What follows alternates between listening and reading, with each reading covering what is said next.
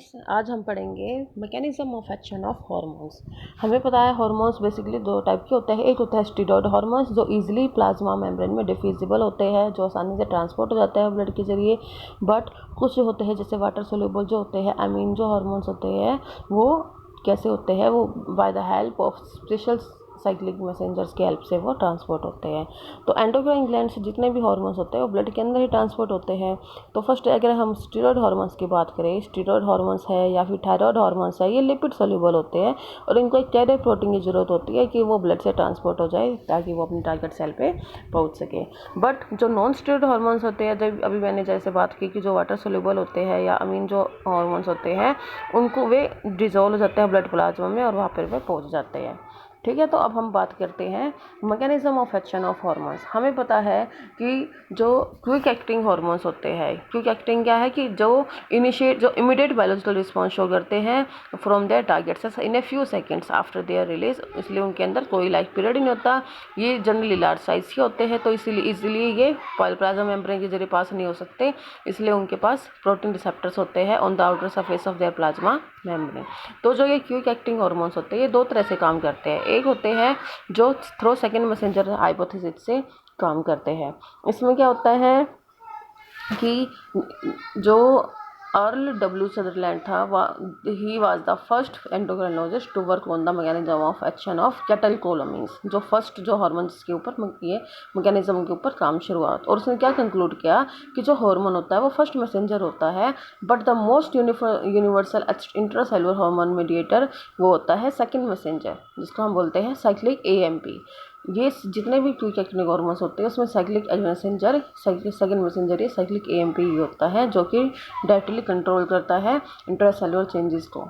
ठीक है, तो इसके बाद हम जनरल मैकेनिज्म की अगर हम बात करें तो इसमें डिफरेंट टाइप के स्टेप होते हैं। फर्स्ट क्या होता है कि जो हार्मोन होता है वो फर्स्ट मैसेंजर की तरह काम करता है और वो बाइंड कर जाता है स्पेसिफिक हार्मोन रिसेप्टर प्रोटीन के साथ, जो कि कहाँ प्रेजेंट होता है on the outer surface of plasma membrane of the target cell.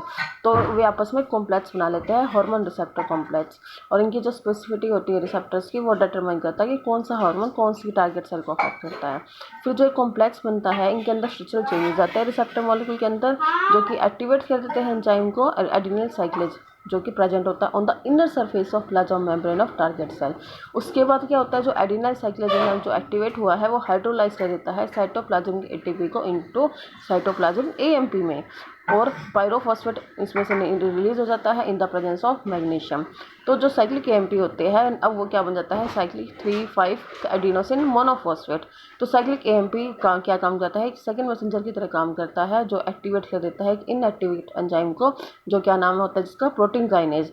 Protein kinase फिर फर्दर एक्टिवेट करेगा एक सीरीज ऑफ एंजाइम्स जिसको हम कास्केड इफेक्ट बोलते हैं, जिसमें हर एक्टिवेटेड मॉलिक्यूल जो होता है वो आगे फर्दर एक्टिवेट करता है अपने इनएक्टिव अगले वाले एंजाइम को, और इस प्रोसेस को नंबर टाइम से रिपीट होते रहती है। और इस तरह से जो ये सिग्नल्स होते हैं वो मल्टीप्लाई होते हैं by 10 to 100 times at each step, और ये अबाउट 25 मिलियन ज़्यादा होते हैं than the number of hormones molecules. ठीक है, तो जो टारगेट सेल्स होते हैं वो क्विक रिस्पॉन्स शो करती है, जो कि डिपेंड करते हैं nature of intracellular machinery of target cells पे, जो कि स्पेसिफिक होते हैं फॉर इच टारगेट सेल। तो जो AMP होता है, जो साइक्लिक AMP होता है, वो एक्ट करता है only for a short period in the cytosol of the same target cell, जो कि प्रोड्यूस्ड होता है। ठीक है, तो इसके बाद हमारा अगर हम और भी अच्छी बात करें जैसे कैटेकोलामीन्स है, इनके अंदर एपिनेफ्रिन और नॉरएपिनेफ्रिन हार्मोन्स होते हैं, इनको हम अमीन हार्मोन्स में बोल देते हैं। तो इसमें भी सेकंड मैसेंजर हाइपोथेसिस ही लगती है, जो जिसमें जो साइक्लिक AMP पहले है, जो साइक्लिक मैसेंजर है सेकंड मैसेंजर वो साइक्लिक AMP होता है, और इसी तरह से वो काम अपना परफॉर्म करता है। ठीक है, तो इसमें हमने डिफरेंट इसके एग्जाम्पल पढ़े।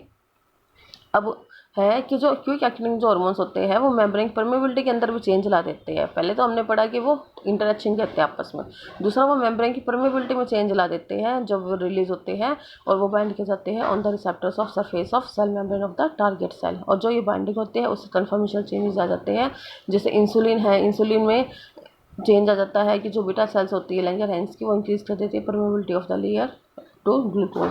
वैसोप्रेसिन है, न्यूरो ट्रांसमीटर्स है। तो इस तरह से हमारे हार्मोन्स एक्टिवेट होते हैं और बॉडी के अंदर रिस्पॉन्स करते हैं। ठीक है बेटा, तो आज ये हमारा mechanism of Q acting hormones complete हो गया। नेक्स्ट टाइम हम करेंगे स्टेरॉयड हार्मोन्स का। Okay bye student.